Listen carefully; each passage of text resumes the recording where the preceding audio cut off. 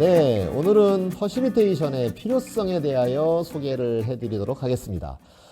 앞서서 퍼실리테이션이란 정보 처리를 돕는 거다 이런 말씀을 드린 적이 있습니다. 네, 바로 여기에 퍼실리테이션의 필요성이 숨어 있습니다.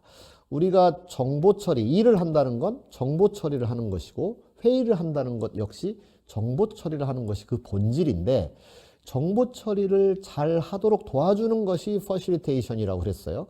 그러면 여기에 바로 그 퍼실리테이션 필요성에 비밀이 숨어 있다. 이렇게 말씀드릴 수 있겠죠.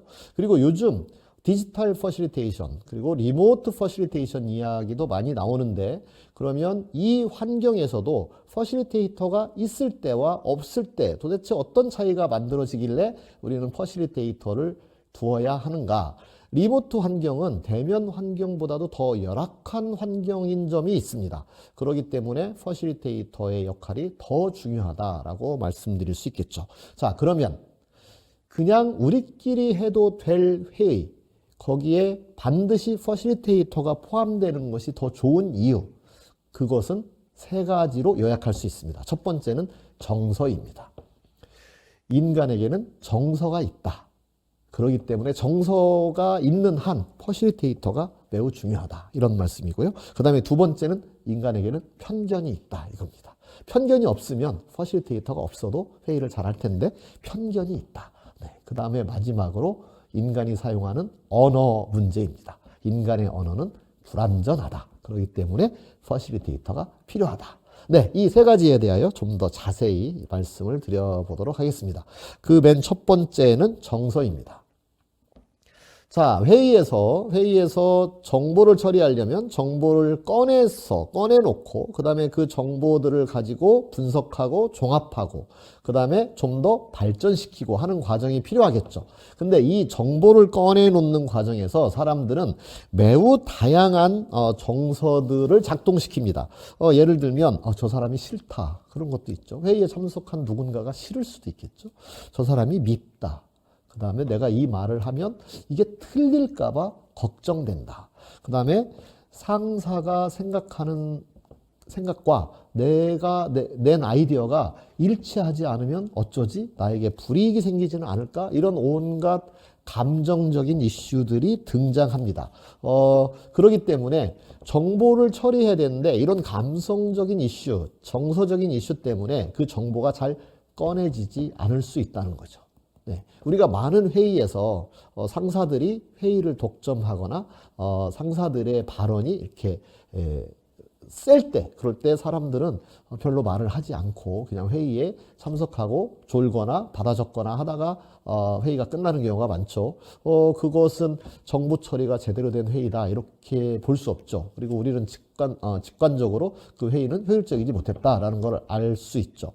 그러면 그 상황에서 어떻게 다른 모든 참여자, 회의 주재자나 상사만이 아니라 회의에 참여했던 많은 사람들이 그 정보를 잘 꺼내게 할 수 있을까? 이거 굉장히 중요한 부분이겠네요. 자, 그래서 퍼실리테이터가 그 정서를 다룰 줄 아는 사람이어야 됩니다.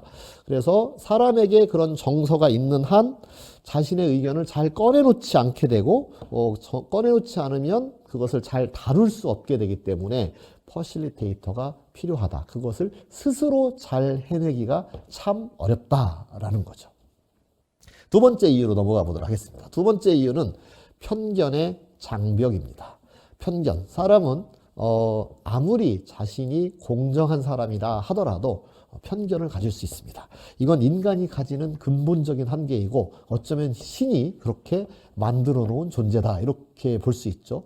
내 이익, 이기심 이런 것들이 있을 거고요. 그 다음에 selective attention, selective perception 이런 말이 있죠.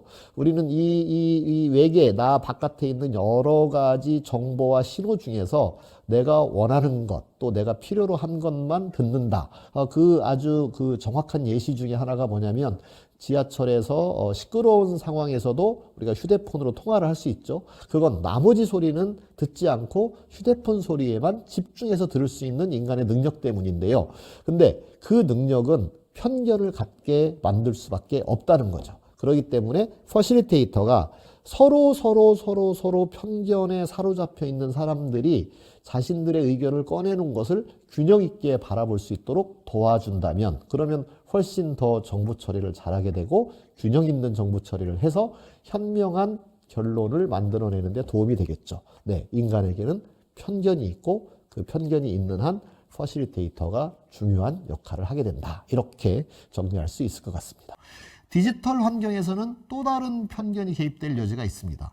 우리가 대면에서 이렇게 만났을 때에는 실은 그 사람들의 옷차림이나 그 사람들이 말하는 것이나 그 사람들의 표정이나 이런 것들을 자세히 볼 수 있기 때문에 어떤 선입견을 가지지 않고 그 사람을 상대할 수 있는데, 디지털 환경에서 이렇게 작은 화면에만 드러나는 사람을 보고 소통을 할 때에는 뭔가 더 추정을 많이 해야 되고 상상을 더 많이 해야 되겠죠. 그런 점 때문에 편견이 더 많이 작동할 위험성이 있다고 말할 수 있습니다. 그래서 퍼실리테이터는 이러한 편견이 작동된다는 걸 알고 그것이 최소화될 수 있도록 돕는 역할을 한다. 그것이 하나의 중요한 필요성이다. 이렇게 말씀드릴 수 있습니다. 그 다음 세 번째는 언어 장벽입니다.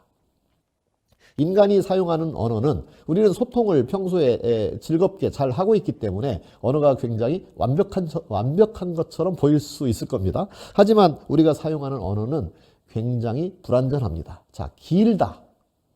누군가가 키가 크다라고 이야기했을 때 그 키가 크다라고 하는 기준은 사람마다 사실 다 다릅니다. 사람들에게 물어보면 185 이상을 나는 크다고 생각한다. 어떤 사람은 180이면 크다고 나는 생각한다. 이렇게 사람마다 차이가 있는 거죠. 하지만 그 둘은 둘 다 키 큰 사람이라는 같은 표현을 씁니다. 근데 누군가는 185 이상, 누군가는 180 이상인 서로 다른 지식을 또는 다른 의견을 가지고 있는 거죠. 그랬을 때 퍼실리테이터가 이 언어의 불완전성에 개입하지 않으면, 그러면 의사소통이 제대로 이루어진다라고 말하기 어려울 것 같습니다. 그래서 저는 키 큰 사람을 좋아해요. 누군가 이런 진술을 했을 때 퍼실리테이터는 선생님께서 생각하는 키 큰 사람이란 키가 몇 센치 정도 되는 사람을 말하나요? 이런 질문을 던져서 불완전한 언어를 사용하지만 보다 온전하게 소통할 수 있도록 돕는 것이 필요하다. 이렇게 말씀드릴 수 있겠죠. 그래서 우리가 사용하는 언어, 색깔을 표현하는 언어도 그렇고요. 자신의 기분을 이야기하는 언어도 그렇고요. 예를 들면 술 한잔 하자 했을 때 누군가는 위스키 딱 한 잔만 하자 이런 말일 수도 있는데, 누군가는 오늘 밤새워서 맥주 한 짝 갖다 놓고 마시자. 요즘은 뭐 그런 사람이 별로 없습니다만, 그렇게 술 한 잔이란 말, 우리 커피 한 잔 할까? 이것도 사람마다 생각이 다 다를 수 있겠네요. 네, 그렇기 때문에 이런 불완전성을 해결해주는 퍼실리테이터의 개입이 정보 처리와 의사결정을 효율적으로 도와줄 수 있다. 이렇게 말씀드릴 수 있을 것 같습니다.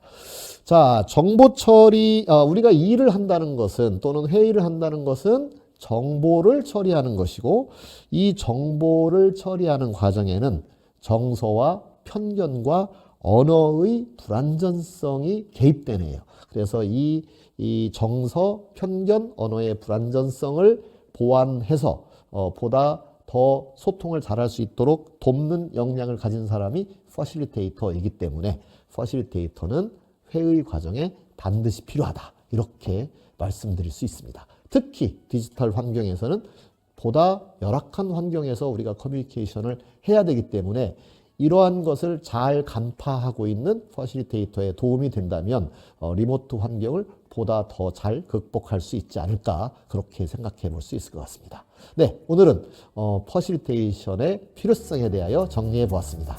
시청해 주셔서 감사합니다.